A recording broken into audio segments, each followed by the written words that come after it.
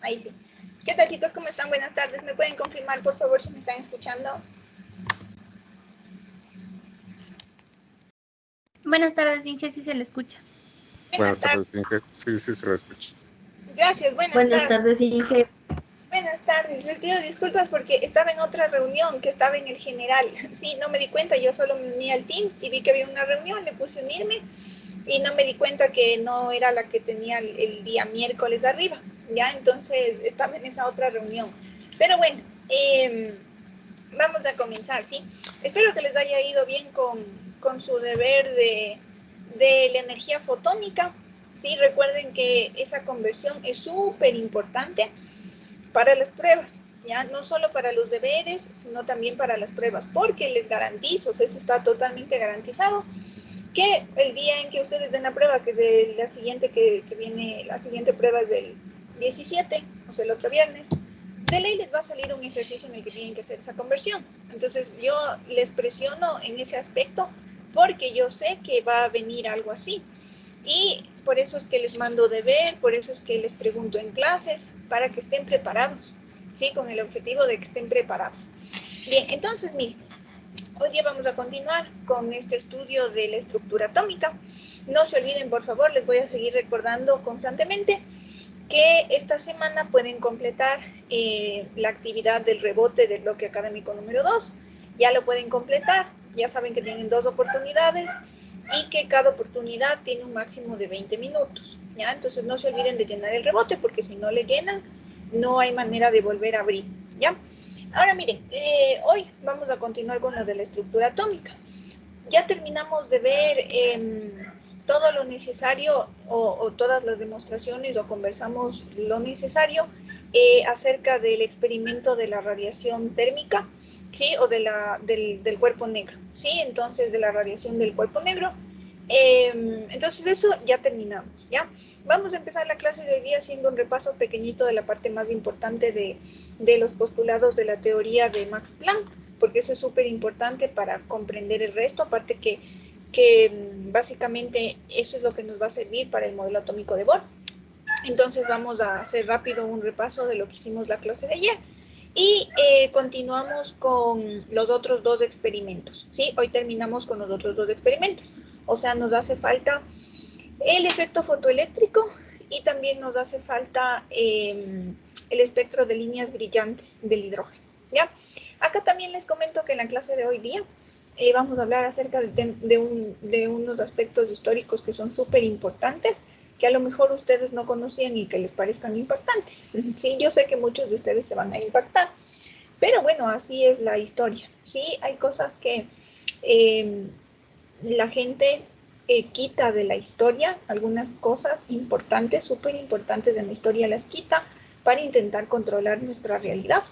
¿Sí? Entonces nosotros a veces pensamos que nuestra realidad es lo que nuestros ojos ven, ya sabemos que no es así. Pensamos también que la realidad no es controlada por nadie más que por nosotros y tampoco es así porque vivimos rodeados de información que pasa por las manos de grupos de poder que son los que nos proporcionan la información con la que vivimos.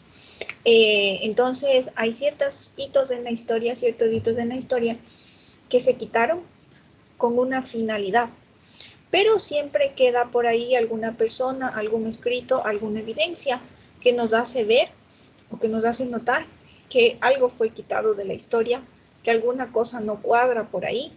Y si investigamos más, podemos darnos cuenta que siempre nos ocultan realmente la verdad de las cosas, ¿sí? Entonces, por eso les recomiendo a ustedes de forma general que nunca le crean nada a nadie, ¿sí? Inclusive a mí no me crean nada.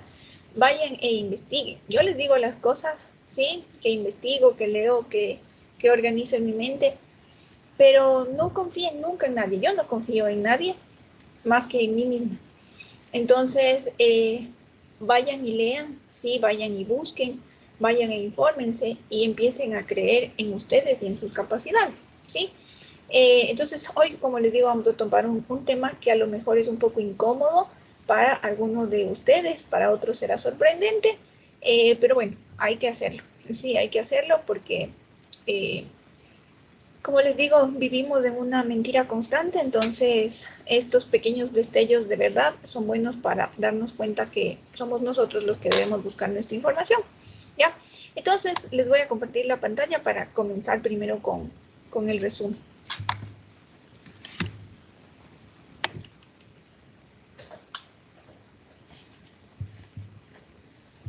¿Qué pasa? No se comparte.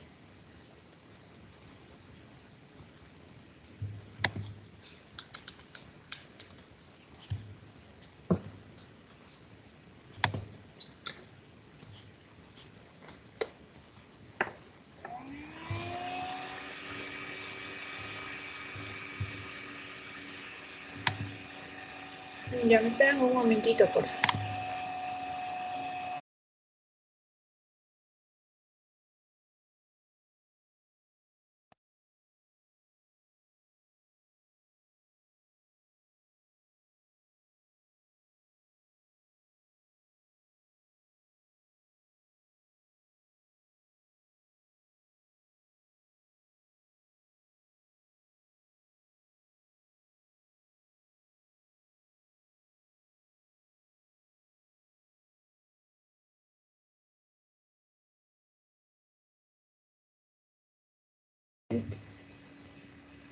Ahí sí. Ya. Bien, entonces, ¿qué es lo que vamos a ver hoy día? Como les digo, continuamos con los modelos atómicos y empezamos por un resumen de lo más importante de la clase de ayer, que fue la teoría de Max Planck, la teoría cuántica de Max Planck. No se olviden, porfa, que cuando estamos en el mundo microscópico, en el mundo de las partículas, es importante pensar de una manera diferente, no como lo hacemos en el mundo macroscópico, porque el mundo macroscópico y el mundo microscópico tienen leyes diferentes. Y la forma de pensar en cada uno de estos mundos también es diferente. En el mundo macroscópico aplicamos las leyes de Newton, ¿sí? Ustedes ahorita están estudiando física en el prepo y están estudiando las leyes de Newton, ¿ya? ¿Por qué? Porque eso es para el mundo macroscópico. Pero ahorita nosotros estamos estudiando fenómenos que suceden en el mundo microscópico y acá no se cumplen las leyes de Newton. Acá se cumple la teoría cuántica de Max Planck con todos los aportes del resto de físicos que vinieron después de Max Planck, ¿ya? Recuerden que las partículas existen solo en estados determinados de energía. Es decir, que donde se conoce su energía, existe la partícula. Si no se conoce su energía, entonces lamentablemente ahí no existe. Es como que si las partículas se teletransportan, así tipo Goku, ¿ya? Está en un lado, así aparece, luego aparece en otro. ¿Sí? Entonces, así se comportan las partículas. No se las ve moverse como lo haríamos en el mundo macroscópico cuando observamos un móvil. Ahora, nosotros conocemos el estado energético de la partícula en el estado inicial y en el estado final. El estado final puede ser un estado de mayor energía, que es el estado excitado, que se da porque la partícula absorbe energía. Pues como tiene más energía de la que tenía inicialmente, pasa a un estado excitado. Esa energía que absorbe es equivalente a la energía que le hace pasar al estado energético mayor o al delta de energía que está entre el estado final y el estado inicial. Siempre las partículas absorben energía en forma de luz, es decir, un fotón. ¿Sí? Los fotones son los paquetitos de luz. Ahora, la partícula también puede pasar a un estado energético menor, que puede ser el estado fundamental, pero no necesariamente. El estado fundamental es el más bajo de todos. Y para que eso haya sucedido, la partícula tuvo que haber perdido energía en forma de luz. Entonces pierde fotones, ¿ya? Esta partícula pasa a un estado energético menor, por lo tanto podemos determinar ahí una variación de energía. Y esta variación de energía es proporcional a la energía que perdió. Entonces, visualmente, habíamos dicho ayer que podemos... Ay, perdón. Me corrigen si estoy mal. Sí vimos esto ayer nosotros, ¿no es cierto?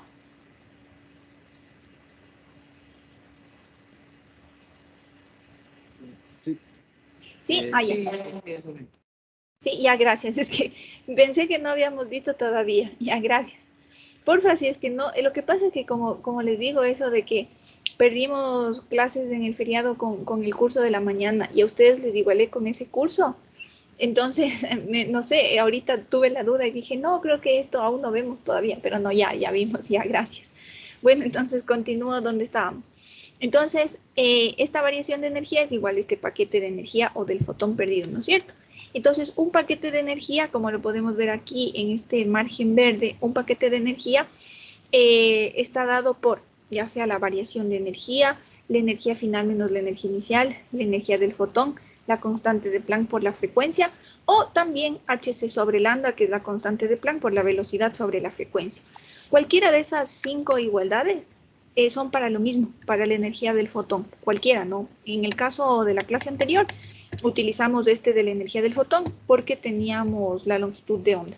Pero ya vamos a ver más adelante que se pueden usar cualquiera de las 5, solo que todo depende de los datos que nos den. Entonces, por más que yo quiera, por ejemplo, usar la del delta E, si no tengo datos para la del delta E, pues no se usa, pero puedo usar cualquiera de las otras que también son equivalentes, ¿ya? Y ayer terminamos viendo este ejercicio de aplicación del que ustedes hicieron su deber y que espero que les haya ido bien con su deber porque como les dije, ¿no? Eso es parte de la prueba. Entonces en la prueba ustedes se van a topar con eso, ¿ya? Entonces por eso fue que les presioné tanto para que le pongan interés a los deberes.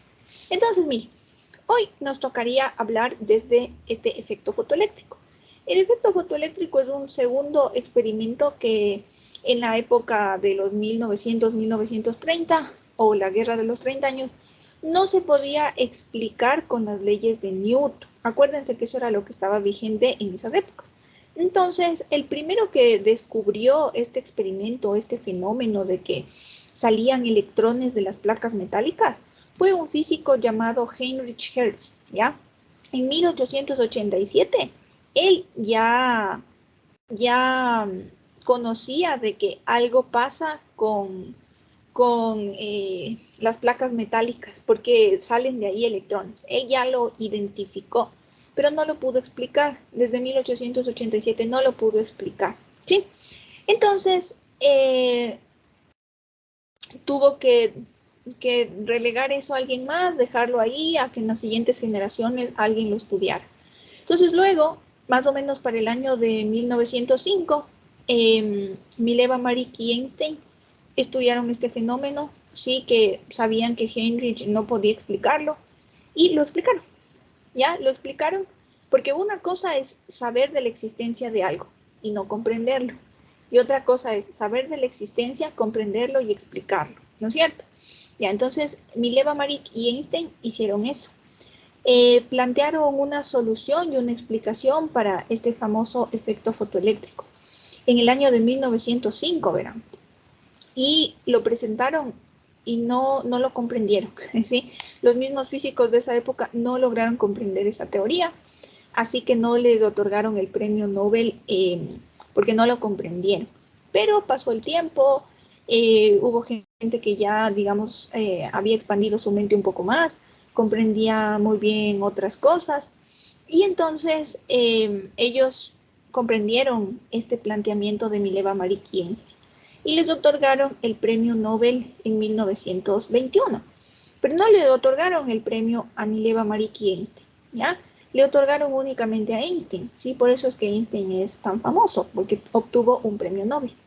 Pero aquí es en donde viene esta cuestión que les mencionaba al inicio de la clase, que hay cosas que en la historia se borran a propósito y que es necesario conocer, ¿ya? Porque miren, Einstein es venerado por el hecho de ser uno de los mejores físicos de nuestra época y de la historia inclusive, pero realmente él no hizo nada, ¿sí? O sea, él se robó el protagonismo de una mujer. La que realmente planteó esta teoría del efecto fotoeléctrico y de la relatividad, que es inclusive más famosa que el efecto fotoeléctrico, fue Mileva Maric, que era su primera esposa, ¿sí? Entonces, inclusive en la historia consta solo como la primera esposa, punto, se divorció y luego se casó con su prima, nada más, que Einstein se casó con su prima, y más hablan de la prima que no hacía nada que de la misma Mileva Maric. ¿Quién era Mileva Maric? Fue una mujer fabulosa, ¿sí? Que realmente para la época, imagínense, en la época en la que ellos vivían, cerca del año de 1900, 1800 algo, no podían las mujeres ir a la universidad, ¿sí? Y justo en esa época empezaron a ir las mujeres a la universidad y no estudiaban carreras como matemática, como física, ¿sí? Eso estaba realmente relegado, o sea, mejor dicho, estaba solamente bien visto para los hombres. No había mujeres en esas facultades. Pero Mileva Maric era muy inteligente. Desde la escuela, sus padres ya se dieron cuenta de que era buenísima en matemáticas. Entonces, ella ingresó a la facultad de ciencias y estudió matemática, ¿sí? Entonces fue una de las primeras mujeres en graduarse como matemática pura. Pero era tan inteligente que también decidió estudiar medicina. Entonces, al mismo tiempo también estudiaba un poco de medicina. Pero me parece, no estoy segura que no terminó esa carrera porque más le llamaba la atención la física. Entonces decidió regresar a la facultad donde había, o sea, donde se podía estudiar física y matemática pura y decidió estudiar física. ¿Sí? Entonces fue la primera mujer en esa facultad en ser aceptada como estudiante y también de hecho fue la primera en graduarse. ¿Ya? Ahora mire, Mileva era muy inteligente y como las mujeres en esas épocas era medio tontita, digo yo, sí, medio tontita en el sentido de que a lo mejor le faltaba amor propio y a la primera que alguien le hacía alguna señal de que medio era simpática, ya caía ahí rendida. ¿Sí? Entonces, lamentable que a Mileva le ha faltado un poco de amor propio. Pero bueno, entonces, justamente quien se aprovechó de esa debilidad fue Einstein, ¿sí? Quien llamó la atención de Mileva Maric y terminaron casándose. Obviamente en esa época no era bien visto que las mujeres fueran científicas y menos aún que lograran avances tan grandes para la historia. Entonces, Mileva, sabiendo eso, permitía que Einstein presentara sus trabajos como con su autoría. Ella sabía que eran sus trabajos, pero no podía presentarlos porque iban a ser descartados. Entonces le otorgaba ese permiso a Einstein y Einstein los presentaba por ella. ¿Sí? Entonces, llegó una época en la que ya la convivencia de pareja ya era bastante mala y se separaron. ¿Sí? Se separaron porque Einstein era bastante abusivo y empezó a adueñarse de todo lo que intelectualmente había hecho Mileva Maric. Entonces se separaron, ¿sí? Y después de un tiempo, más o menos, si ven ahí como 15, 16 años, le otorgan el premio Nobel a Einstein. Pero realmente no fue quien lo hizo. Tal es así el caso que el dinero que le dieron por el premio Nobel no se lo quedó él, se lo entregó todo a Mileva Maric. Entonces ahí entra la pregunta, ¿no? ¿Y por qué le entregó todo si era de su autoría? ¿Sí? Le entregó todo porque no hizo nada, ¿sí? Porque todo era trabajo de ella. Todos sabían en la comunidad científica que Einstein era malo en las matemáticas, ¿sí? Realmente era malo, ¿ya? Obviamente como físico debe tener un nivel de matemática alto porque los físicos deben saber mucha matemática para demostrar muchas teorías. Entonces su nivel de matemática era así como que el mínimo ya para graduarse, pero era malo, malo, malo. Entonces decían, pero ¿cómo es posible que Einstein plantee estas teorías? O sea, es que es impresionante porque nosotros hemos sido compañeros de Einstein y no es como para que él presente una teoría así. ¿Qué le pasó? ¿Se iluminó? ¿Qué le pasó? No, era Mileva Maric, ella era matemática, ¿sí? Ella era matemática pura. Entonces todos esos planteamientos de física los hizo Mileva y los mantuvo también Mileva, los desarrolló ella porque ella era matemática también, ¿sí? Entonces, bueno, la cosa es que la historia recuerda a Einstein como el autor de la teoría del efecto fotoeléctrico y también de la teoría de la relatividad, pero no fue él, ¿ya? Tengo que decirles que no fue él. Ahora, ustedes pueden buscar en el internet, sí, pueden buscar en libros, en revistas, etcétera. Se van a dar cuenta que es verdad. Sí, hay muchas, obviamente, hay de todo en la vida, ¿no? Hay personas que defienden que eso no es verdad y otras que sí es verdad. Pero yo les digo, miren, hay cartas que se encontraron del puño y letra del mismo Einstein que fueron subastadas, ¿sí? Fueron subastadas por su misma familia para, no sé, para la gente loca que le gusta tener cosas de la gente famosa, ya que subastaron esas cartas y que las tienen ahí guardadas o que las tienen en algún museo. Y estas cartas eran dirigidas de Einstein hacia Mileva Maric. Y ahí, si ustedes leen esas cartas, van a notar que existe muchísimo machismo y muchísimo maltrato psicológico. Obviamente demostrar el maltrato psicológico es extremadamente complejo versus el maltrato físico. Maltrato físico es fácil de demostrar porque si ustedes tienen un moretón, tienen algún lastimado, esa es la evidencia. Pero ¿y el maltrato psicológico cómo se demuestra? ¿Sí? Eso uno escucha una frase y solo se queda en la cabeza de la persona que escuchó esa frase. ¿Sí? Entonces es difícil demostrar el maltrato psicológico. Pero ese maltrato está ahí en las cartas que él enviaba a Mileva Marica. Y bueno, ustedes pueden enterarse si es que leen un poco más en internet o en algún libro. Pueden enterarse inclusive de la vida bastante desdichada que tuvieron los hijos de entre los dos, ¿sí? Porque a la final de cuentas hasta mal padre fue, ya como la mayoría de los hombres en la historia. Entonces, realmente es algo que sí nos deja pensando, ¿sí? Que nos deja pensando de ¿por qué borraron de la historia esto de Mileva Marica? ¿Sí? ¿Por qué borraron eso? Entonces, son cuestiones que nos hacen reflexionar, que no hay que creerse todo lo que nosotros vemos en la televisión, lo que nosotros vemos en los libros, etc. Somos nosotros quienes tenemos que buscar esa información, ¿sí? Porque hay gente que paga, ¿sí? Paga para que la información sea borrada de la historia, ¿sí? Totalmente de la historia que sea borrada.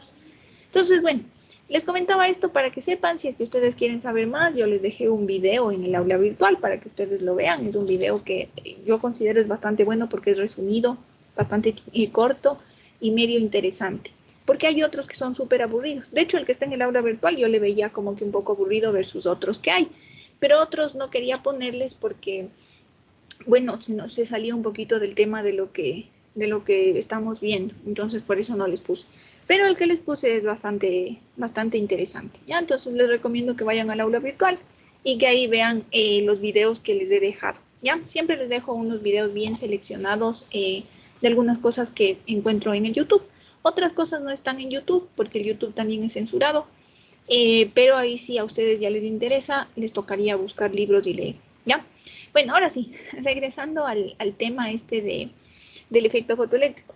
¿De qué se trataba el efecto fotoeléctrico? Sí, realmente de lo que se trataba es que, miren, Heinrich Hertz se dio cuenta que cuando incidía luz blanca sobre una placa metálica, se podía ver que se desprendían electrones, ¿sí? Entonces, o se notaba que se desprendían electrones.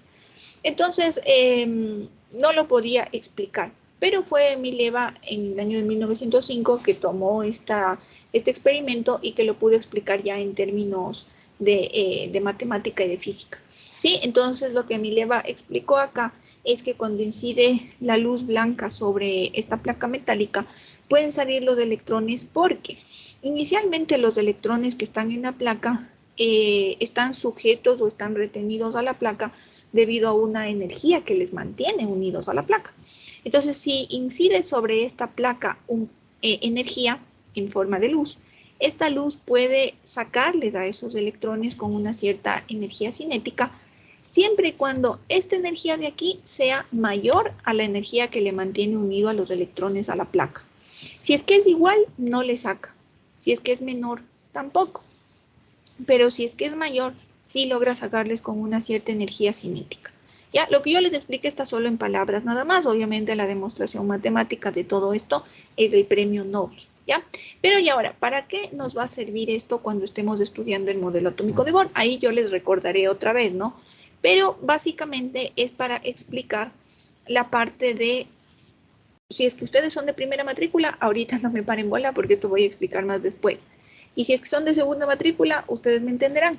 Esta parte de aquí no serviría para explicar lo de la energía de ionización, cómo se hace para arrancar electrones, ¿sí? Esto nos explica un poco de cómo se hace para arrancar electrones, ¿ya? Y esto no se preocupen para los de primera matrícula, yo ya voy a explicar cuando sea el momento. Ahora solo les explico de qué se trata el efecto fotoeléctrico, ¿ya? Bien, ¿alguna pregunta antes de pasar al siguiente experimento? ¿Alguna pregunta?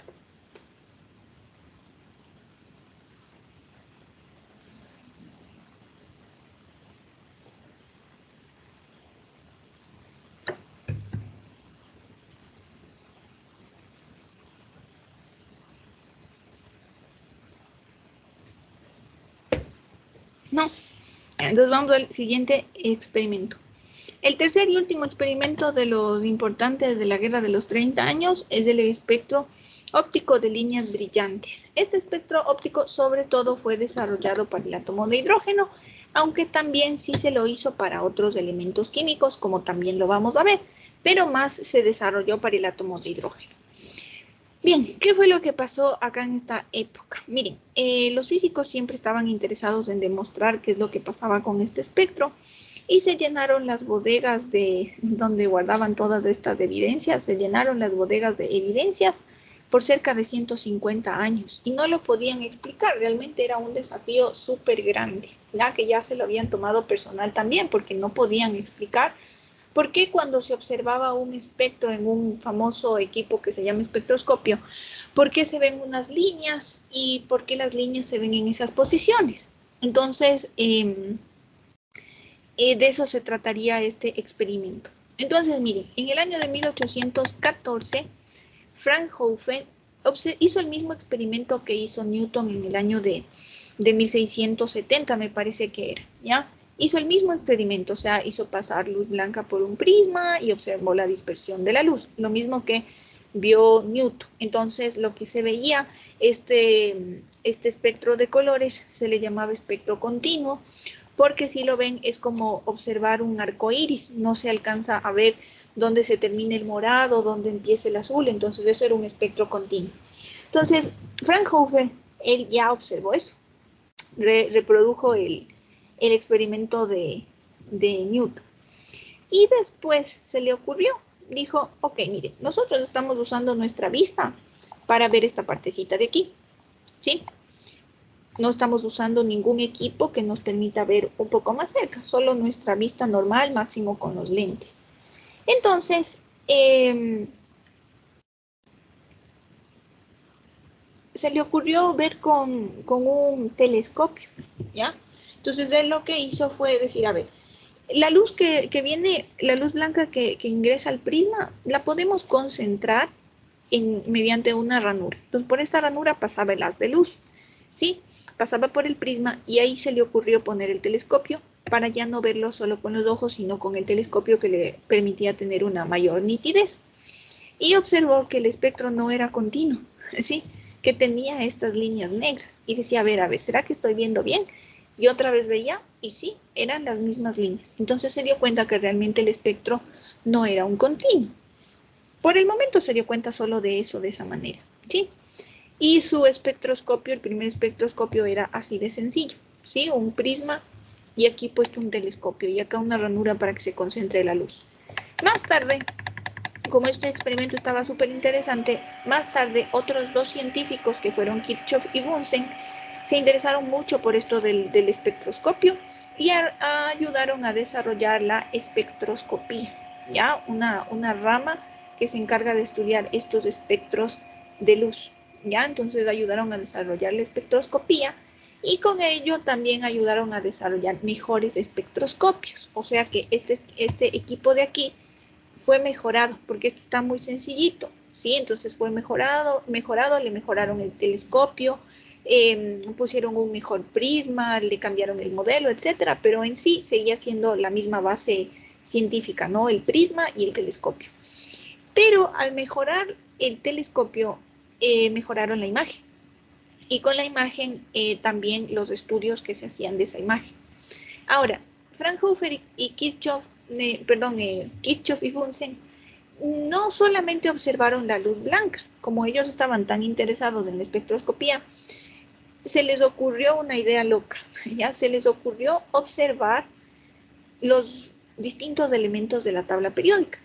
Pero para poder observarlos no es que cogían y le ponían aquí al elemento y observaban, no.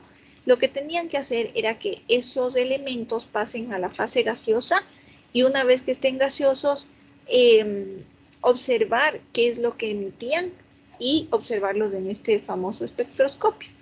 Y entonces ahí ellos se encontraron con que estos patrones de líneas eran propios para cada elemento, ¿sí? Y eso fue algo loco, ¿sí? Porque nadie lo había hecho. Entonces, no solamente lo hicieron con gases fríos, o sea, con esos elementos pasados al estado gaseoso, no solo con gases calientes, sino también con gases fríos. Y obtuvieron otros espectros también importantes. Y justamente eso es lo que vamos a ver acá, ¿ya? Entonces, esos son los conocidos como los espectros de emisión y de absorción, que son discontinuos, porque el único espectro continuo es el que observó Newton, el que era todo como un arco iris. Estos de aquí tenían esas líneas que están ahí entrecortadas, por lo tanto estos serían espectros discontinuos, ¿ya? Entonces, aquí tenemos clarito, ¿no? Nos dice, si mediante suministro de energía calorífica se estimula un determinado elemento en su fase gaseosa, sus átomos emiten radiación en ciertas frecuencias del visible, que constituyen su espectro de emisión. Si el mismo elemento también en estado de gas recibe radiación electromagnética, absorbe en ciertas frecuencias del visible precisamente las mismas en las que emite cuando se estimula mediante calor, y este será su espectro de absorción. Entonces veamos eso aquí. Más fácil es explicar eso en la gráfica. Entonces, miren, aquí nosotros tenemos un espectroscopio, explicado obviamente de forma muy sencilla, ¿no? Porque si le ponemos aquí al equipo, no vamos a ver lo que necesitamos ver. Entonces, básicamente esto sigue siendo el espectroscopio. Por aquí estaría la ranura, aquí está el prisma, y aquí estaría el telescopio, y esto sería lo que yo puedo ver. Entonces, sigue estando ahí por si acaso el espectroscopio. Entonces, miren, lo que se observaba cuando se observaba el haz de luz blanco era el espectro continuo, todo este arcoíris. Ahora, a Kirchhoff y Bunsen se les ocurrió calentar un gas, o sea, calentar cualquier elemento hasta que pase al estado gaseoso. Entonces sería un gas caliente, ¿ya? Entonces pasa al estado gaseoso y está caliente. Se le puede proporcionar temperatura, ¿ya? Temperatura o energía calorífica, ¿ya? Entonces el gas pasa al estado, la sustancia pasa al estado gaseoso y está caliente. Y se le hace pasar ese haz de luz por la ranura, por el espectroscopio, y se le observa. Y se observaba esto que ustedes están observando aquí. Este sería el espectro de emisión. Todo era oscuro con ciertas líneas de colores en ciertas posiciones. Y siempre que se observaba ese elemento, se observaban estas mismas rayas, ¿ya? Entonces encontraron ellos ese patrón. Por lo tanto, se les ocurrió y dijeron, ¿y qué tal si nosotros hacemos que los elementos de la tabla periódica pasen al estado gaseoso, pero que el gas ya no esté caliente, sino que sea un gas frío? Entonces, ¿qué sería lo que observamos? Entonces hicieron pasar esa señal por el espectroscopio y la observaron. ¿Qué fue lo que obtuvieron? Un espectro parecido al anterior, pero como el complemento. Porque si le ven ustedes que aquí todo es negro con unas rayas de colores. En cambio acá todo es de colores con unas rayas negras. Y se dieron cuenta que si se trataba del mismo elemento, por ejemplo, hidrógeno aquí arriba e hidrógeno acá abajo, pero acá hidrógeno caliente y acá hidrógeno frío, se dieron cuenta que estos dos espectros se complementaban a la perfección y que si logramos sobreponerles nos va a dar el espectro continuo. ¿Sí? Nos va a dar el espectro continuo. Entonces, esto fue interesante porque lo realizaron para muchos gases, o sea, para muchos elementos en estado gaseoso, y también se dieron cuenta que era algo así como la huella digital, o sea, como que esto sería un código de barras que permitía identificar a cada elemento. No se le conoce en la historia como código de barras, aunque nosotros le vemos que parece un código de barras, sino que se le dice que es la huella digital, porque es como la huella digital de nosotros, ¿sí? La huella digital no se repite en ningún ser humano. Entonces nos permite identificarnos con el resto del mundo, ¿sí? O sea, de ley nos diferencian por nuestra huella digital. Lo mismo pasa acá con este espectro de emisión. Los espectros de emisión no se repiten para dos elementos, o sea, cada elemento tiene su propio espectro de emisión y ningún otro puede tener ese espectro. Ya si cambia la posición de una línea, el color de una línea, etcétera, ese ya no es de ese mismo elemento, ya es otro, ¿sí? Entonces es por eso que se dice que es la huella digital de cada uno de los elementos. Entonces, ya en esas épocas se hicieron varios experimentos y se tenían estos espectros. Entonces se fueron llenando bodegas llenas de estas evidencias experimentales que de hecho ya fueron tabuladas también y decían, por ejemplo, si se trata del hidrógeno, estas líneas van a estar siempre en esta posición, aquí, aquí, aquí y acá, con estos colores, ¿ya? Y cuando se analizaba el hidrógeno, era verdad que se reproducían esas líneas en las mismas posiciones y con los mismos colores. Entonces eso se usaba mucho para poder identificar a los elementos. Pero esto se hacía, como quien dice, de forma manual, ¿ya? O sea, no era automático, porque en esas épocas todavía ni siquiera se comprendía muy bien qué era esto, como para estarlo programando para que una computadora lo haga. Entonces esto se empezaron a llenar, como les digo, las bodegas de análisis por cerca de 150 años. Y los físicos querían explicar por qué exclusivamente, o sea, tienen que salir estas líneas en esas posiciones cuando se tienen esos elementos. O sea, ¿por qué? Porque no había una explicación, ¿ya? Entonces, justamente esa fue la dificultad. Querían hacerlo con las leyes de Newton, con la física que se conocía, pero no se podía, ¿ya? Por eso es que pasó tanto tiempo sin explicación. Ahora, ¿sirve ese análisis en la actualidad o ya está descartado? Realmente sí sirve. Ya acá les muestro una aplicación que ese conocimiento de los espectros aún hoy en día se utiliza en los laboratorios de química para hacer un análisis conocido que se llama el análisis a la llama.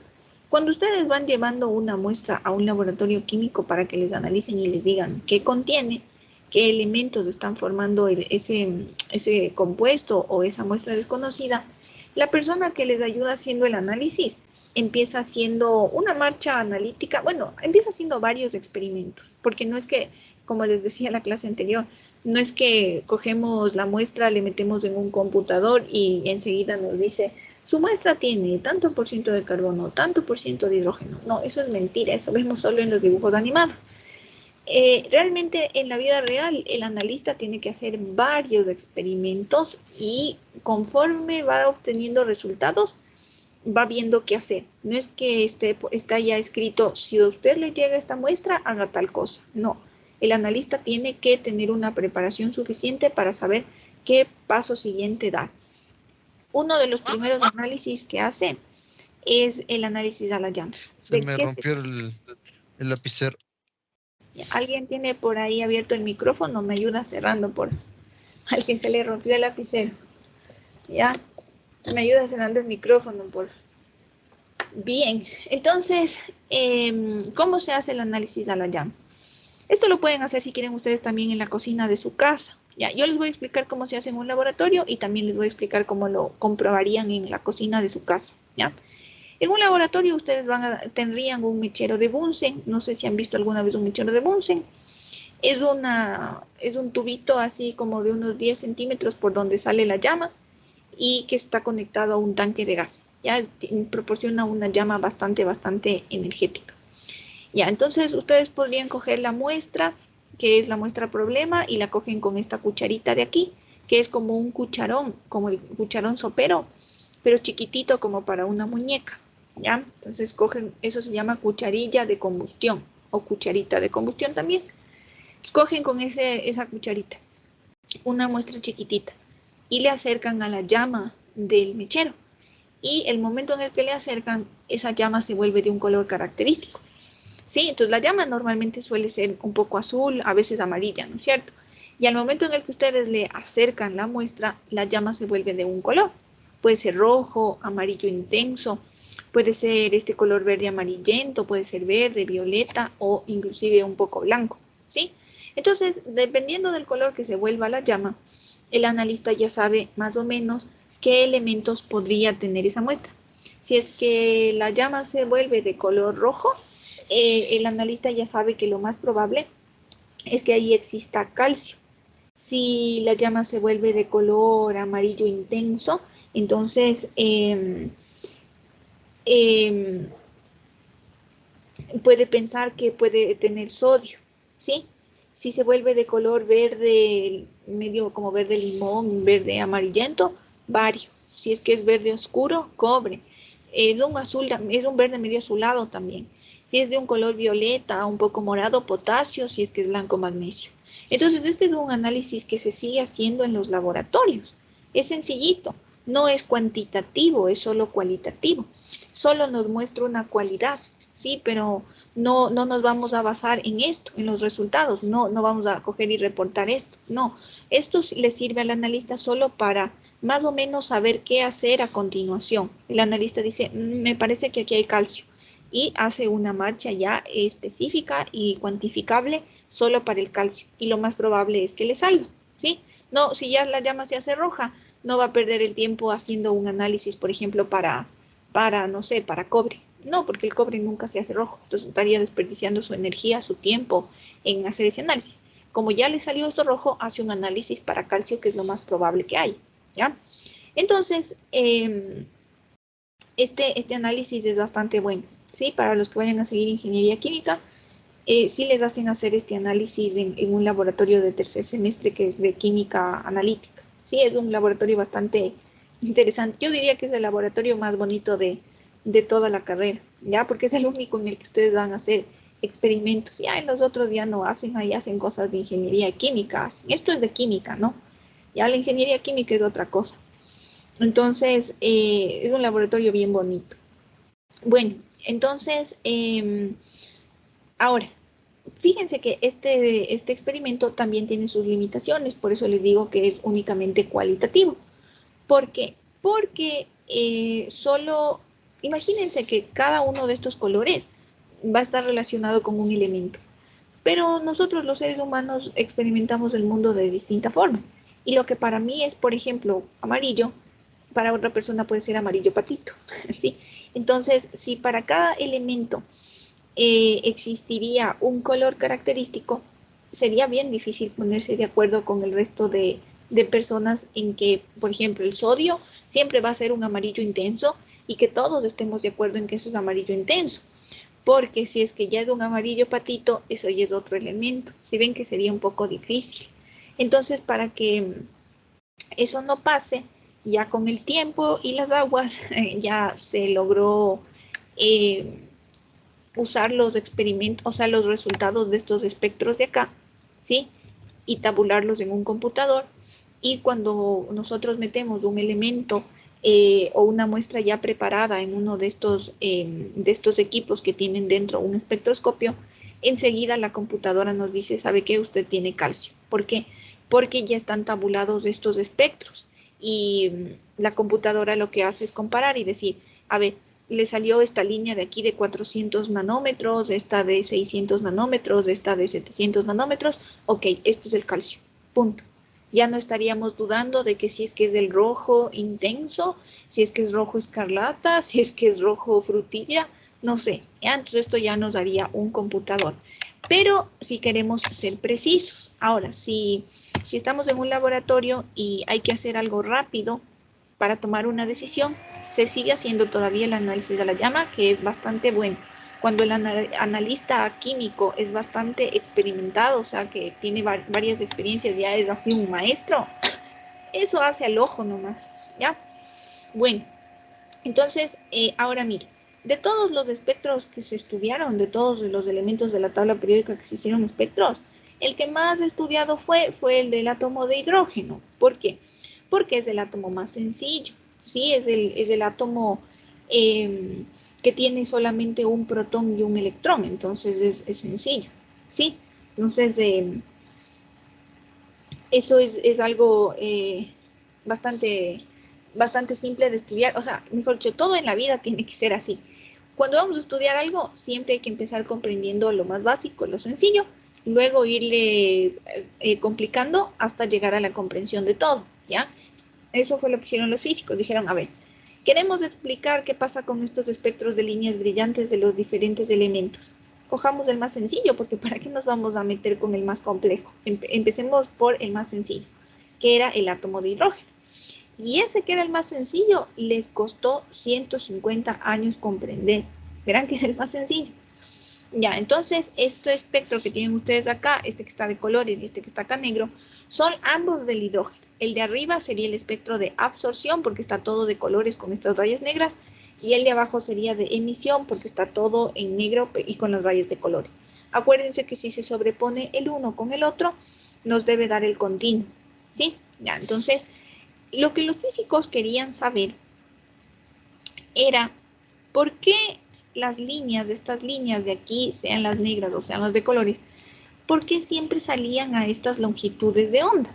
¿Sí? A 400, o sea, cerca de 400, esta de acá cerca de 500, esta de acá entre los 650, o sea, querían saber por qué. Es verdad que siempre que se hacía el análisis, se reproducía en cualquier laboratorio, se obtenían estos valores y se podía decir, ok, sí, esto es del hidrógeno.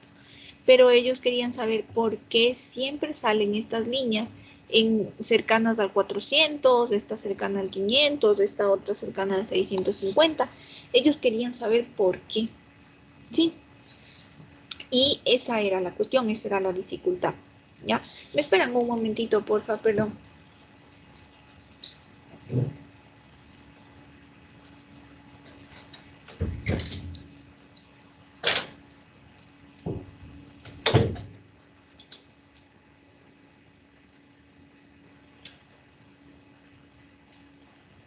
Ya, entonces, como ellos querían saber, lo conversaban todo el tiempo entre ellos, ¿no? Siempre estaban hablando de la dificultad de estas líneas espectrales.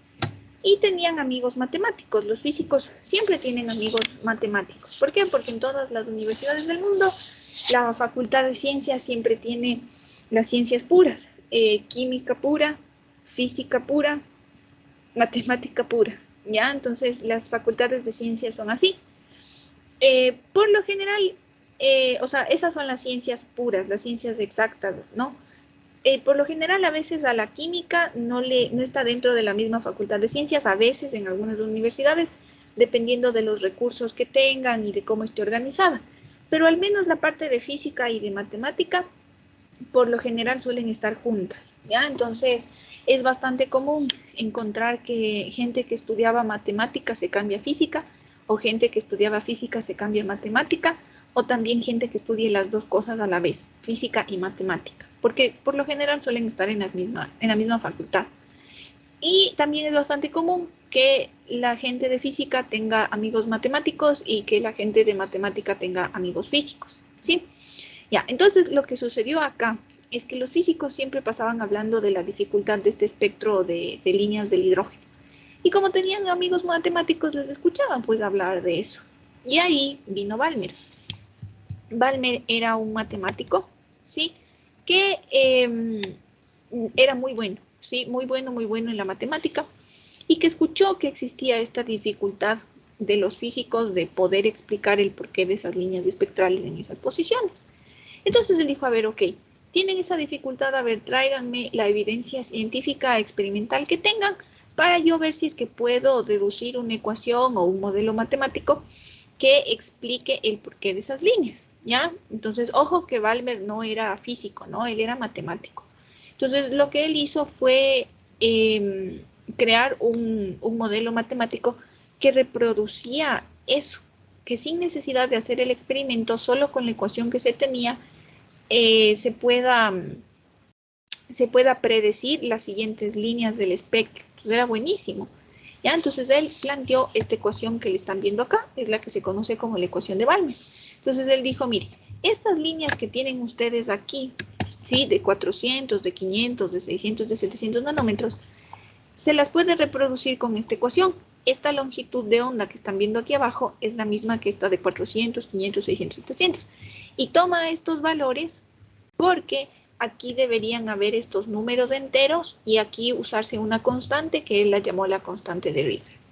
Y dijo que estos números N1 y N2 en la ecuación tendrían que ser números enteros mayores que 2. Fue lo único que dijo porque él era matemático.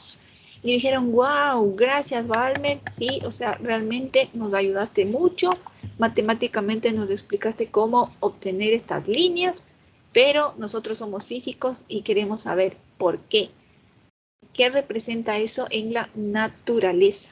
¿Sí? No queremos solo el número y saber si se reproduce o no. Lo que queremos es saber qué representa en la naturaleza, qué es lo que la naturaleza nos quiere decir con esto. ¿Ya? Entonces Balmer le dijo, bueno, ahí sí, no sé, yo soy matemático, sí, no soy físico.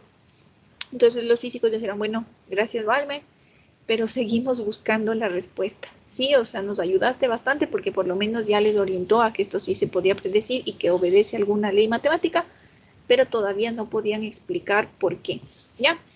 Entonces, mientras los físicos se jalaban de los pelos intentando justificar esto, Balmer, él continuó con sus proyecciones matemáticas. Sí, Balmer dijo, a ver, para que se cumplan esas líneas, En mi ecuación, N1 y N2 tienen que ser números mayores que 2. ¿Y qué pasaría si es que en lugar de este 2 yo le pongo un 3, le pongo un 4, le pongo un 5? ¿Qué es lo que pasaría?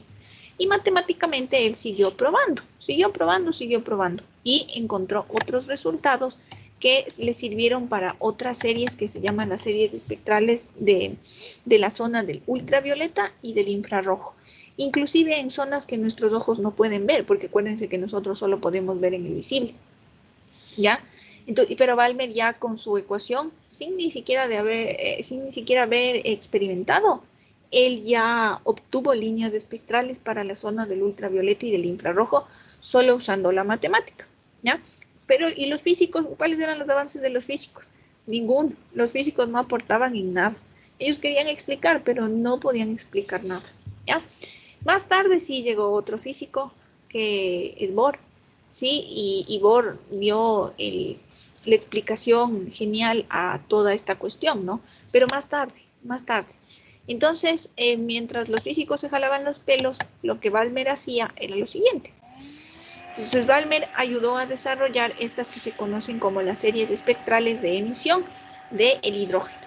Primero empiezo diciéndoles que esta gráfica que ustedes están viendo aquí y todos estos experimentos y este desarrollo de Balmer fue solo para el átomo de hidrógeno, ¿verdad?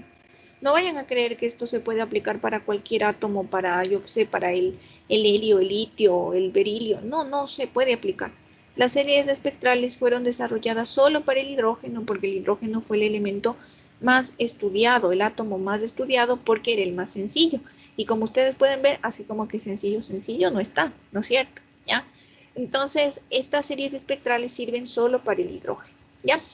Entonces, ¿de qué se trata? Miren, este es el espectro de líneas que nosotros veíamos en el espectroscopio. Aquí está la zona del visible, ¿sí? Aquí está la zona del visible. Esto es donde estaban las líneas espectrales que se podían ver. Las líneas del hidrógeno que eran entre 400, 650, esas líneas, ¿ya? Lo del visible. Por eso, como estas las investigó mucho Balmer, o sea, planteó esta ecuación de Balmer, entonces, por eso es que a esta serie se le conoce como la serie de Balmer, a la serie del visible. Ya, entonces, en esto es lo que Balmer aseguró matemáticamente, es que para que se cumpla, siempre el N1, que en su ecuación no sabíamos qué representaba porque Balmer era matemático, para él era una variable más, N1 podía ser cualquier valor mayor que 2. Y que el N2 o el valor final siempre iba a ser igual a 2. Esa era la condición que ponía Balmer para obtener estas líneas. Entonces quiero que noten que en estas series siempre va desde un número o número entero mayor y siempre termina en 2. Fíjense que el final de las flechitas está aquí, siempre en 2. Entonces, por ejemplo, podría ser de 7 a 2, de 6 a 2, de 5 a 2, de 4 a 2, de 3 a 2. Siempre terminaría en 2. Balmer también dijo, bueno, esto está pasando en el visible, pero ¿qué pasará en la parte del ultravioleta y en la parte del infrarrojo? Es cierto que nuestros ojos no pueden ver ahí. Ya sabemos, estamos limitados que no podemos ver ahí. Pero él hizo sus proyecciones matemáticas para poder ver ahí, ¿sí? O sea, para poder calcular ahí. Cambió los números y dijo, ¿qué tal si es que yo pongo los mismos números mayores que 2, o en este caso mayores que 1, y veamos qué pasa? Entonces veía que si le ponía de 7 terminaba en 1, de 6 a 1, de 5 a 1, de 4 a 1, de 3 a 1, de 2 a 1. Y entonces encontró esta coincidencia para la parte del ultravioleta, y esta se llama la serie de Lyman. Y hizo lo mismo en la zona del infrarrojo para la zona de Paschen, Brackett y Fan, o las series de Paschen, Brackett y Fan, ¿sí? Que también fueron otros científicos que ayudaron en el desarrollo de esto, ¿no? No solamente fue Balmer. Entonces, se dio cuenta que, por ejemplo, en la serie de Paschen, todas las coincidencias numéricas terminaban en 3, en la de Brackett todas terminaban en 4 y en la de Fan todas terminaban en 5, ¿ya? Y con eso se logró explicar todo esto, ¿sí? Se logró explicar el porqué de estas líneas en el visible, y también proyectar hacia el ultravioleta y el infrarrojo, pero solo matemáticamente. Ese era el problema. Claro que se pudo explicar, pero desde un punto de vista matemático. Y no era lo que se buscaba o que los físicos querían. Los físicos siempre son personas que quieren encontrar o describir el porqué de las cosas. Entonces, eso ya no se logró con la ecuación de Balmer. Lo hizo Bohr, como les digo ya más adelante. Esta información que está aquí en esta gráfica está resumida también aquí en esta tablita que tienen abajo. Entonces, en esta tablita está así, organizado así.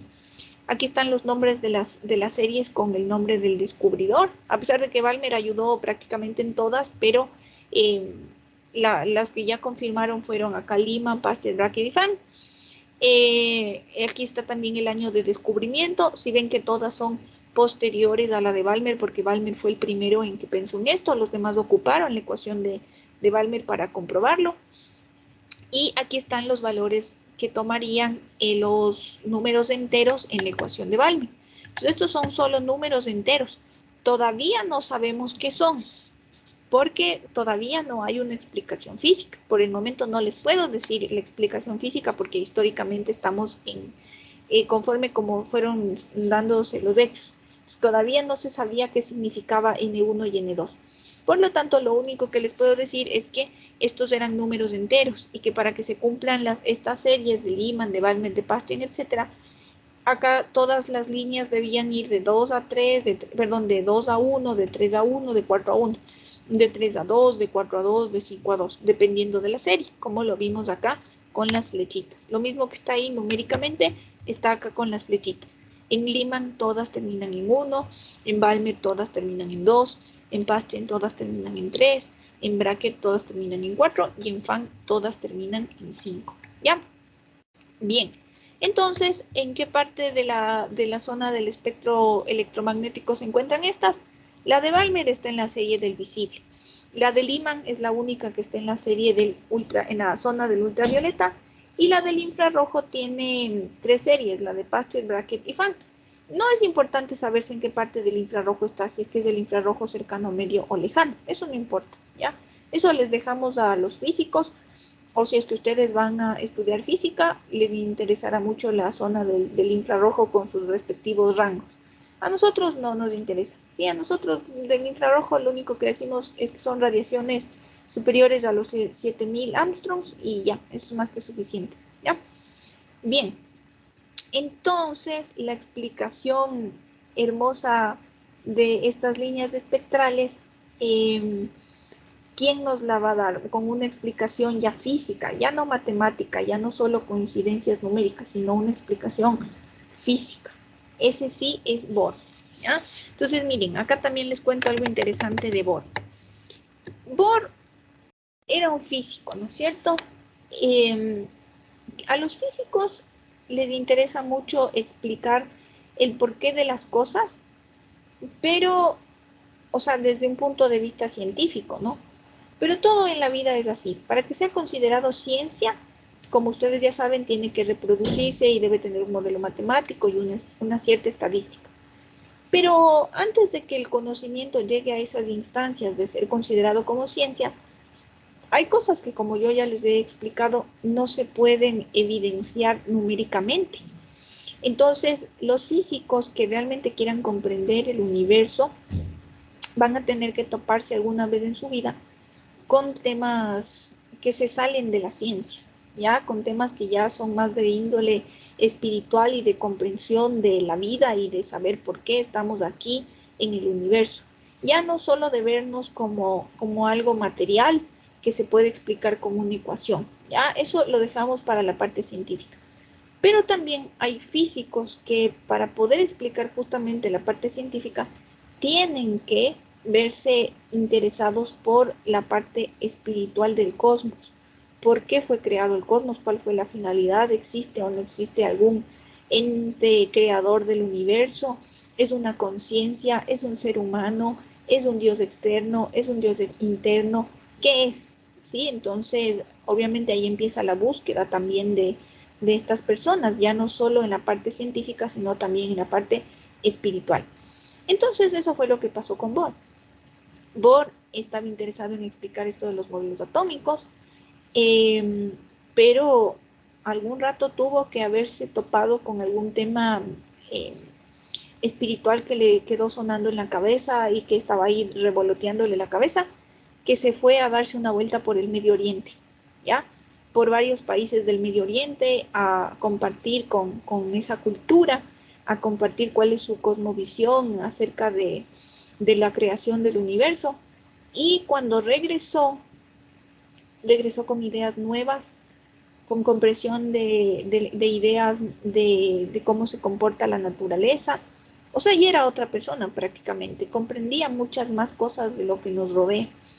Y gracias a eso fue que planteó el siguiente modelo atómico, que es el modelo atómico de Bohr, que tiene 4 postulados. Y ustedes van a ver que esos 4 postulados tienen mucho de leyes espirituales, ¿ya? De leyes espirituales que tal vez para muchos sean nuevas, porque bueno, eso ya depende de qué tanto les interese a ustedes esta parte espiritual. Entonces, para algunos hay algunas cosas que son evidentes, a veces en las clases me preguntan, y otros para los que no hay ningún problema, porque cada quien tiene sus intereses, ¿no? Pero mucho de la comprensión de nuestra vida sale de ahí, de la comprensión de las leyes de la naturaleza. Por eso es que nosotros debemos respetar muchísimo a la naturaleza, ¿sí? Porque si somos buenos observadores de lo que sucede en nuestro entorno con la naturaleza, eso mismo nos expande la mente para comprender las verdades más complejas del universo, ¿sí? Y entonces siempre hay que tener un respeto muy grande por la naturaleza. Bueno, entonces, hasta ahí alguna pregunta.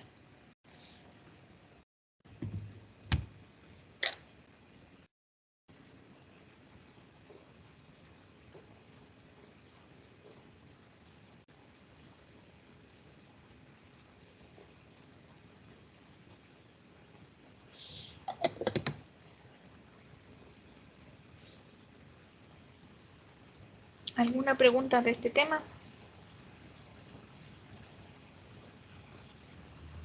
Hija, buenas tardes, ¿cómo está? Buenas tardes, dime. Bien, Esta gracias. pregunta no es de la clase, sino sería más los arcoíris, ¿qué vendrían a ser? Ya, el arco iris, bueno, digamos que también se da por la dispersión de la luz, ¿sí? De la luz del sol puede ser, ¿sí? Porque acuérdate que la luz blanca que nosotros tenemos, sobre todo la fuente principal de luz blanca que tenemos es del sol. Y cuando llueve, eh, hay gotitas en las nubes, ¿no es cierto? Hay gotitas que pueden actuar a manera de un prisma. Entonces, cuando pasa la luz blanca del sol por medio de estas gotitas, que son como el prisma, se dispersa la luz y observamos ahí el arco iris, ¿sí? Entonces, son miles de millones de gotitas por las que está pasando luz blanca y que se juntan y que nosotros macroscópicamente las veríamos como un arco iris. Entonces luego cuando ya, digamos, ya pasa el mal clima, ya todo está un poquito más seco, ya como la misma energía del sol le evapora al agua que está en las nubes, entonces como ya no hay esas gotitas de agua, ya desaparece el arco iris también, porque ya no hay esas gotitas que actúen a manera de prisma.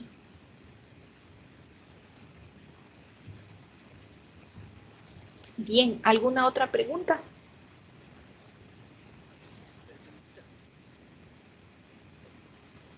Alguien dijo algo, pero no lo escuché, o yo no sé, pareció que alguien habló por ahí.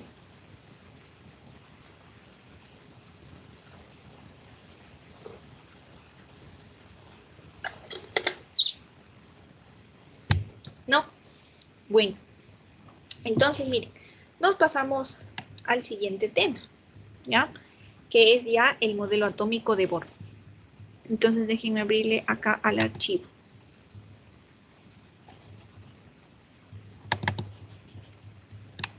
Ya, entonces vamos a hablar ahora sí ya de el modelo atómico de Bohr, de la genialidad de las ideas que tuvo Bohr. Entonces abramos el archivo. Bien, entonces miren, como les digo, ¿no? Más o menos por el año de 1913, Niels Bohr, que fue un físico también bastante brillante, planteó el siguiente modelo atómico, porque hasta entonces nosotros cuáles modelos atómicos ya hemos visto, el modelo atómico de Dalton, luego el modelo atómico de Thomson y por último vimos el de Rutherford, ¿ya? Entonces hay que acordarse que en el modelo atómico de Rutherford nosotros decíamos que los átomos tienen muchos espacios vacíos, que en el centro se encuentra la mayor concentración de la masa, que es de signo positivo, que los electrones se encuentran girando en la periferia y que tienen cargas negativas y que se encuentran girando a altas velocidades, ¿no es cierto? Pero ese modelo tenía ciertos peros que ya los vamos a ver cuáles son y que Bohr lo supo explicar muy bien, ¿ya? Entonces, para poder hacer esta explicación, Bohr tuvo que ocupar sus conocimientos de la teoría cuántica de Planck, que justamente se estaban desarrollando en esas épocas. Entonces todos los físicos hablaban de esos temas y ya conocían acerca de la teoría cuántica de Planck. También aplicó mucho de los conocimientos del efecto fotoeléctrico, que también justo en estas épocas ya se hablaba de eso, porque acuérdense que en 1905 Mileva-Maric explicó esto, entonces Bohr también conocía de esos avances en el efecto fotoeléctrico. También usó lo que conocía de los espectros electromagnéticos, que recuerden que justamente esa era la dificultad que nadie podía explicar. Y también muchos de sus resultados experimentales y de la experiencia que tuvo en los países del Medio Oriente por los que se fue a dar una vuelta y a comprender la vida y el universo, ¿ya? Entonces, esto como que le expandió la mente a Bohr y él planteó un modelo atómico que se le conoce como el sistema planetario. Y ahí es en donde entra la cuestión esta de lo espiritual. ¿De cuándo acá se le ocurrió a Bohr que un átomo podía ser como un sistema planetario? ¿Cómo es nuestro sistema planetario? Al menos el modelo que nos han dicho que es, ¿no? Que tenemos un sol central, que es una estrella, ¿no es cierto? Muy energética, y que alrededor se encuentran girando los planetas en órbitas, ¿no es cierto? En órbitas que para nuestras épocas nosotros ya sabemos que esas órbitas son elípticas. Pero, ¿por qué Bohr planteó que los átomos tenían esa misma organización que la del sistema planetario? ¿De dónde se sacó esa relación? O sea, qué loco diríamos nosotros, ¿no es cierto? Y es que miren, hay una ley universal que es de la espiritualidad, ¿no? No tiene nada que ver por si acaso con ninguna religión, sino que es de la espiritualidad, que nos dice, como es arriba es abajo, como es adentro es afuera. Entonces, comprender esas leyes es complejo, no es tan fácil como coger y enunciarlas. Ustedes tendrían que aplicarle a todo lo que hacen en su vida para que logren comprender en la totalidad lo que quieren decir esas palabras. Entonces eso fue lo que hizo Bohr, súper loco, ¿no? Entonces Bohr dijo, a ver, como es arriba es abajo. Eso es lo que dice la ley universal, es una ley hermética. Entonces dijo, a ver, como es arriba es abajo. Dijo, a ver, el universo está formado así, o sea, nuestro sistema planetario está formado así. ¿Y por qué nuestro átomo no puede ser así? Si es que es así arriba, en donde están los planetas, así también debe ser acá abajo, lo más chiquitito que tenemos es el átomo y así podría estar organizado. Y ahí tuvo su instante de iluminación y planteó un modelo atómico con esa base y obviamente eso ya le abrió su mente para que pueda plantear cuatro postulados en los que se basa su teoría atómica. Y vamos a revisar esos 4 postulados, ¿ya? Entonces, para eso primero tenemos que hacer un análisis de validez del modelo atómico de Rutherford, que era el anterior, ¿sí? Porque acuérdense que cuando tenemos un nuevo modelo atómico, tenemos que empezar diciendo por qué el anterior ya no quedaría en vigencia, ¿sí? Como lo hemos hecho con los otros modelos, tenemos que hacer lo mismo. Entonces, miren, el problema del modelo atómico de Rutherford es que nos decía que los electrones se encuentran girando a altas velocidades, cercanas a las de la luz, pero no nos decía nada más acerca del movimiento. Entonces, como el núcleo era positivo y los electrones negativos, se entendía que lo positivo y lo negativo se atrae y que tarde o temprano se iba a terminar chocando el núcleo con los electrones. Y si habría pasado eso, la materia desaparecería. Y no pasa, porque ustedes ven a su alrededor, la materia no desaparece. Entonces, ¿qué es lo que estaba pasando? Rutherford no lo explicó, ¿sí? No explicó qué era lo que pasaba, qué fuerza existía o por qué no se chocaban los núcleos con los electrones. Eso no lo explicó Rutherford. Entonces, Bohr tuvo que empezar por ahí, ¿ya? Bohr dijo, a ver, ven, hay que empezar explicando lo que le faltó a Rutherford, ¿ya? Entonces, el primer postulado del modelo atómico de Bohr dijo, o dice, el átomo de hidrógeno está constituido por un protón en el núcleo y un electrón que se encuentra girando alrededor de él en órbitas circulares de radio Erie. Primera cosa, aquí está lo importante. Bohr propuso que las órbitas tienen que ser circulares, ¿sí? No elípticas, eso viene después. ¿Por qué Bohr propuso que sean circulares? Porque él todavía pretendía seguir usando las ecuaciones del movimiento circular, de lo que se conocía en esas épocas que era la física clásica, ¿sí? La física newtoniana. Entonces él todavía quería seguir usando esas ideas, por lo tanto él propuso que para que poder usar las ecuaciones del movimiento circular, las órbitas en las que se mueve el electrón tienen que ser órbitas circulares de un cierto radio conocido, ¿ya? Ahora, también desarrolló estos postulados solo para el modelo del hidrógeno, por si acaso. No lo hizo para ningún otro elemento. ¿Por qué? Porque era el más sencillito. Tenía solo un electrón en la órbita, ¿ya? Entonces, ¿cuáles eran los antecedentes del modelo atómico de Rutherford? Que nosotros tenemos un núcleo positivo y un electrón en la órbita que sería negativo. Si solo existiría así, positivo con negativo se atrae, aquí existiría una fuerza electrostática de atracción y entonces estos dos terminarían chocándose como imanes así y desaparecen, ¿sí? Pero eso no pasa. Sí, no es que se destruye el uno al otro y desaparece. No pasa eso, porque la materia se conserva.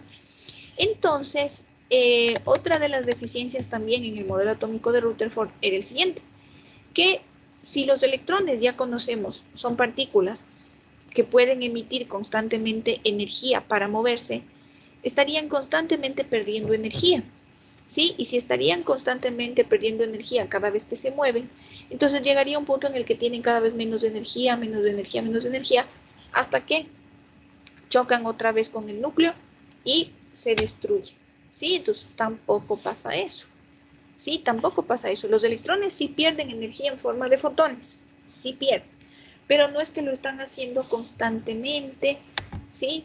Porque ustedes ya saben que los cuerpos no pueden ganar o perder energía en cualquier cantidad, sino que siempre lo hacen en paquetitos de energía. Entonces, no es que el electrón va perdiendo energía y llega un punto en el que se choca. No, Bohr explica esto elegantísimamente de la siguiente manera. Dice, a ver, el electrón con el protón no se va a chocar por lo siguiente. El electrón, recuerden, es la única partícula que se encuentra en movimiento y que se mueve a una velocidad muy alta, a una velocidad cercana a la velocidad de la luz.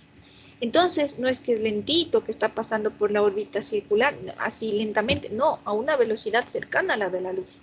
Entonces, eso hace que aquí se genere una fuerza centrífuga y una fuerza centrípeta debido al movimiento circular.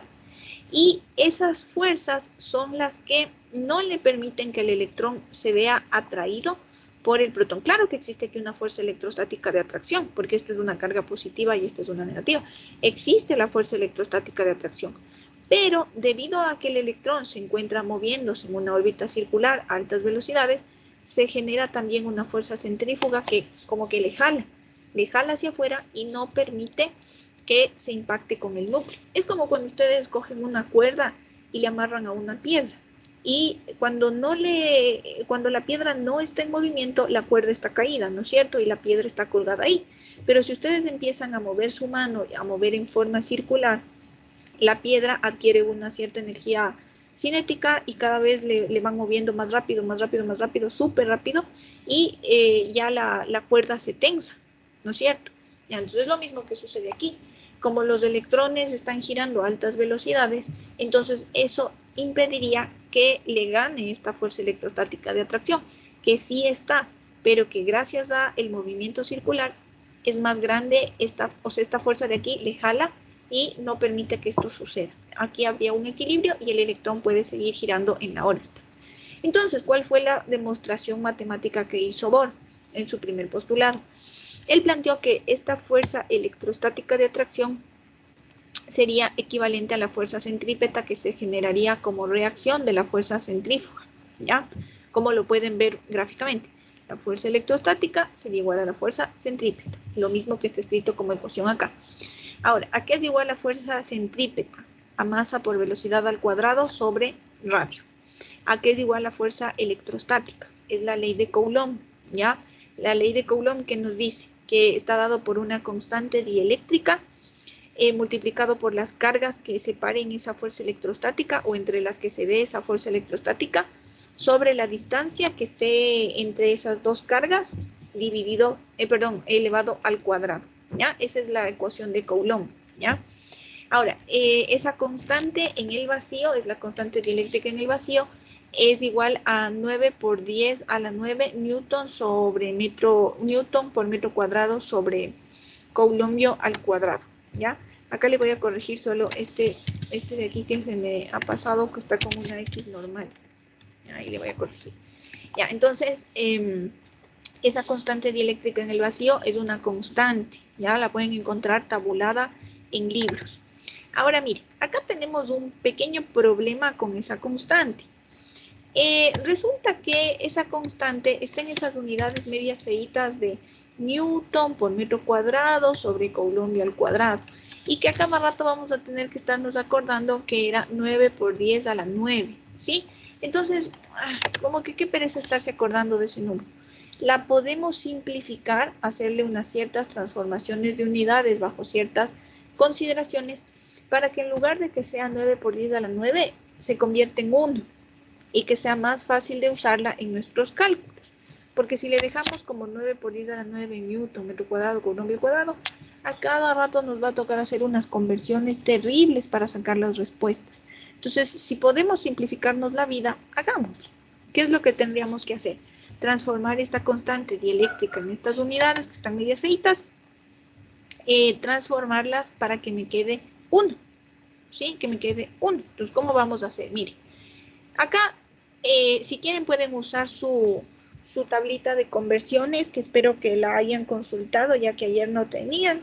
Espero que ya todos tengan su tablita de conversiones y puedan ir comprobando esto. Si no, igual esta parte, por si acaso, yo nunca les tomaría en una prueba algo como que demuestre de dónde se obtiene la constante dieléctrica igual a 1. No, es absurdo. Ya directamente nosotros lo usamos como 1. Pero yo en clases les demuestro de dónde sale. Entonces, mire, ustedes pueden consultar en esas tablitas de conversiones que 1 newton es igual a 10 a las 5 dinas, ¿ya? ¿Qué más? Que 1 metro es igual a 100 centímetros, pero como está aquí al cuadrado, elevamos al cuadrado tanto la parte numérica como la unidad, ¿ya? Entonces, cuadrado, cuadrado, cuadrado, cuadrado. También pueden encontrar ahí que 1 coulombio al cuadrado equivale a 9 por 10 a la 9 u's al cuadrado, ¿ya? Y aquí, miren, se eliminan. Se iría newton con newton, metro cuadrado con metro cuadrado, coulombio al cuadrado con coulombio al cuadrado. Y si ponemos todo esto en la calculadora, vamos a ver que nos sale 1.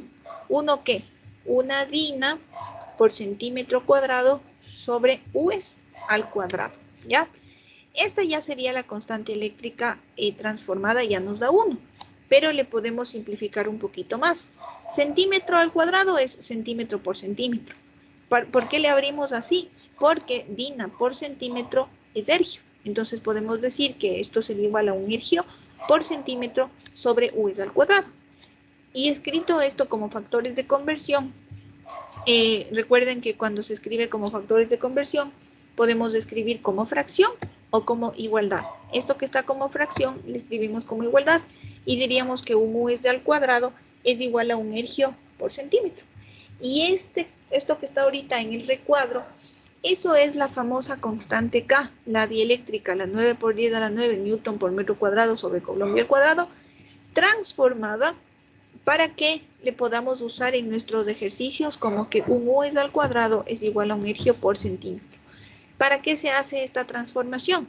Para que nos simplifique la vida al momento de usar las unidades, ¿sí? Que nos simplifique la vida, porque es que es en serio que si no hacemos esto con la constante K, cada vez que hagamos un ejercicio del modelo atómico de Bohr, nos va a salir una cantidad de conversiones enorme en las que vamos a perder el tiempo.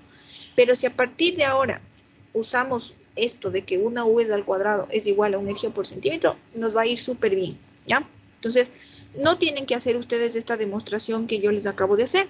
Yo lo hice solo para que directamente ustedes sepan de dónde sale esta igualdad, que la vamos a usar bastante, ¿ya? Entonces, regresamos acá, miren. Recuerden que la fuerza centrípeta es igual a la fuerza electrostática. La fuerza centrípeta está dada por esta ecuación y la electrostática por esta. Ya le hemos transformado a la constante K. Ahora nos hace falta trabajarle un poquito más a la fuerza electrostática para que se simplifique esa ecuación. Entonces, miren, si la fuerza electrostática es igual a K por las cargas sobre la distancia que la separa al cuadrado, y ya sabemos que la constante K va a ser igual a 1, le podemos directamente reemplazar como 1. Las cargas en nuestros casos serían la carga del electrón y la carga del protón. La distancia que la separa sería el radio de la órbita al cuadrado, como le pueden ver acá. Esta sería la distancia que le separa, que es el radio de la órbita. Entonces, radio al cuadrado, porque la ecuación dice que tiene que ser al cuadrado. Bien, entonces, mire, yo sé que la carga del electrón es de menos 4.8 por 10 a la menos 10 UES y que la del protón es de más 4.8 por 10 a la menos 10 UES. Lo sé muy bien. Pero al momento de hacer la deducción matemática, siempre es bueno también usar ciertos artificios que nos simplifiquen la vida. Y uno de esos artificios es que la carga del electrón y la del protón numéricamente son las mismas. Lo único que cambia es el signo, ¿no es cierto? Entonces, para que se nos simplifique la ecuación, ya que se estarían multiplicando, podríamos decir o llamarles a estas dos como la carga elemental, sin ponerle ni el signo positivo ni el negativo, solo le llamaríamos carga elemental.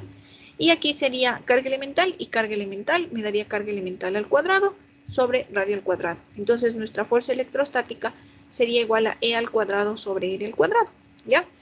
Y a partir de ahora en adelante, en esta ecuación podemos usar, si quieren, la carga elemental o la carga del electrón, como ustedes quieran. Puede ser la carga del electrón y no pasa nada porque como es negativo, elevado al cuadrado nos va a dar positivo. Así que, como ustedes quieran. Ahora, ya que tenemos las ecuaciones de la fuerza electrostática y de la fuerza centrípeta, ya les podemos igualar. Cogemos, les igualamos, reemplazamos las ecuaciones y simplificamos. Miren, de aquí podemos despejar la velocidad al cuadrado. Entonces la masa que está aquí multiplicando pasa acá dividiendo y este radio que se está dividiendo pasa acá arriba, ¿ya? Pero se simplificaría con uno de los radios que está acá abajo y nos queda que la velocidad al cuadrado es igual a E al cuadrado sobre Rm, ¿ya? Y de aquí podemos despejar también la velocidad. Este cuadrado que está aquí le paso al otro lado de la ecuación como raíz y me queda que la velocidad es igual a la raíz de E cuadrado sobre Rm. Esta ecuación que está en el cuadrito me serviría para calcular la velocidad lineal del electrón cuando se encuentre en la órbita. ¿Ya? Entonces esta ecuación que ven aquí me serviría para la velocidad lineal del electrón cuando esté en la órbita. Ahora, también podríamos obtener una ecuación para determinar la energía cinética de ese electrón. Entonces la energía cinética, recuerden que es la energía debida al movimiento, ¿no es cierto? Y que físicamente está dada por un medio de la masa por la velocidad al cuadrado. Entonces, ¿qué es lo que nosotros haríamos? Reemplazar un medio de la masa por la velocidad al cuadrado. Pero eso ya lo teníamos despejado acá. ¿Sí? Entonces podemos coger y reemplazar. En lugar de poner velocidad al cuadrado, le ponemos E cuadrado sobre Rm. E cuadrado sobre Rm. Y aquí se nos iría esta masa con esta masa. ¿Sí? Y me quedaría que la energía cinética es igual a E al cuadrado sobre 2R. Estas dos ecuaciones que están en cuadrito son las ecuaciones que se obtienen con el primer postulado del modelo atómico de Bohr. Y que ustedes no tienen que saberse de memoria esta demostración. Eso nunca se les va a tomar en las pruebas. Las demostraciones solo se ven en clases, ¿sí?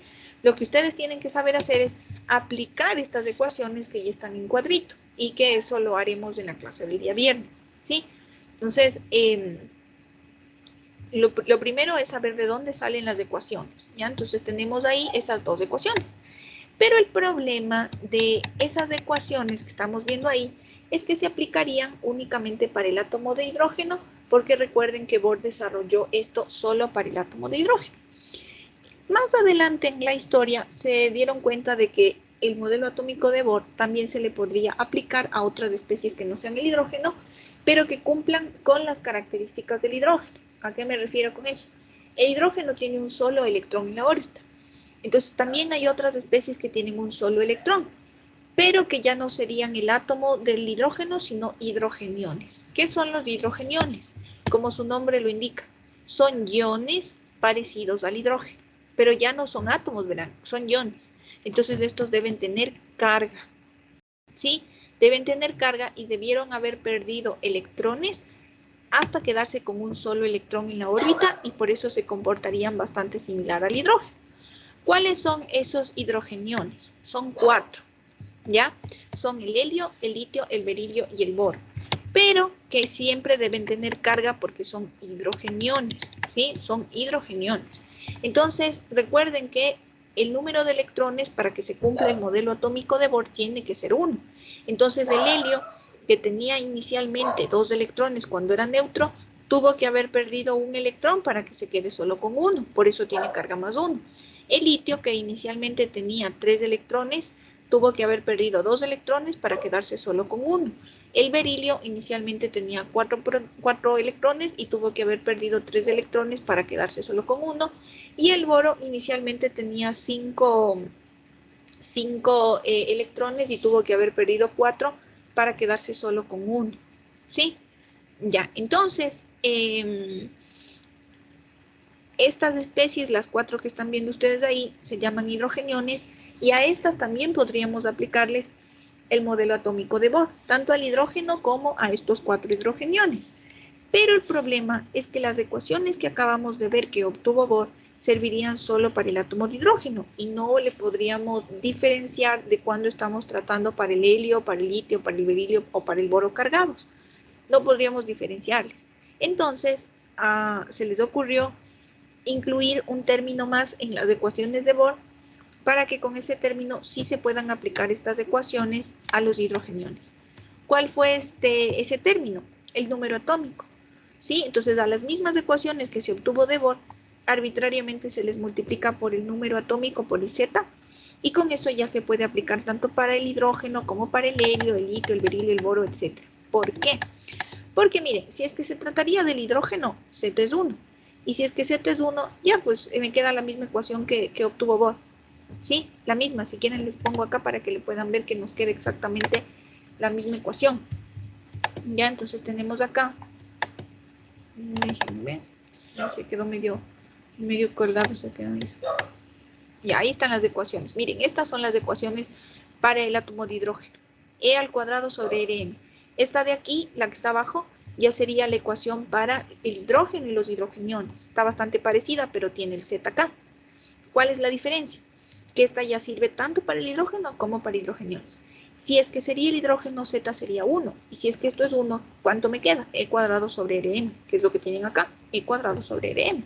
Así que ven, las ecuaciones no se ven alteradas. Más bien se beneficiaron de que ahora puede servir para hidrógeno e hidrogeniones.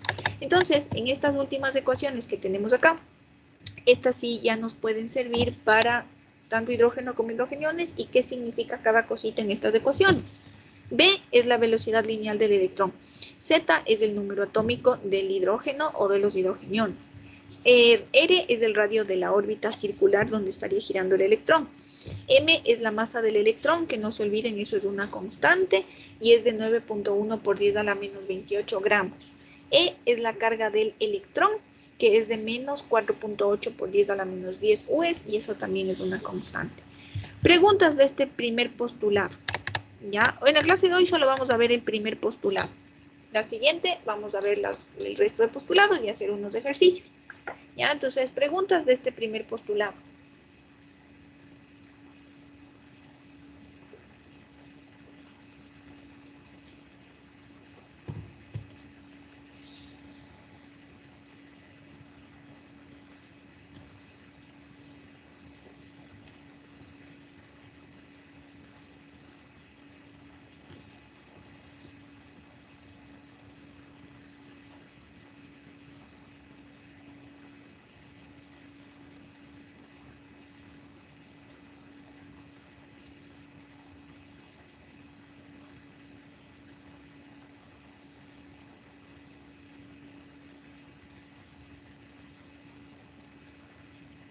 No. Bien. Entonces, miren, la siguiente clase vamos a continuar con los postulados que todavía nos hacen falta, que serían 3. Entonces, miren, la siguiente clase vamos a tener el día viernes en la mañana, ¿ya? O sea, tendríamos el viernes de 11 a 1, ¿ya? Y las personas que no puedan asistir de 11 a 1 y quieran asistir el viernes de 9 a 11 en el otro grupo, porfa me escriben, me dicen, profe, yo quiero asistir, me escriben al chat de Teams, ¿ya? Me dicen, profe, yo quiero asistir al grupo de los días viernes de 9 a 11 y yo les agrego a ese grupo, ¿ya? Yo les agregaría a ese grupo, ¿ya? Entonces, eso nada más. Entonces, ¿alguna pregunta antes de terminar? Inge, ¿cómo está? Buenas tardes. Buenas tardes, dime. Entonces, en la tarde ya no tendríamos clases. Claro, ya no tendríamos en la tarde, sino que le adelantamos para el viernes en la mañana, como habíamos quedado. Y tienen ese chance de asistir, si quieren ustedes, de 11 a 1, solo en su grupo, ¿sí? O sea, solo con gente de su grupo, tendríamos clases de 11 a 1. Pero si es que por algún motivo no pueden asistir, porque yo que sé, tienen alguna otra actividad, pueden hacerlo el mismo viernes, pero de 9 a 11 en el grupo en el que doy en la mañana. ¿Sí? Para que no falten, no pierdan esa clase, ¿sí? Ya, Inge, eso no me olvidó. Ya. ¿Alguna otra pregunta?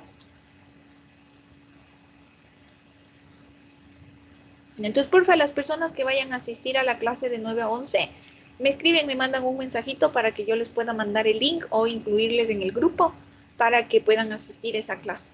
Y los demás que tendríamos clases de 11 a 1, solo con su grupo, el rato en el que vayamos a tener la clase, nos unimos desde la del día viernes de 6 a 8. Sí, directamente nos unimos desde ese. Igual le dan clic ahí y no importa si no son las 6.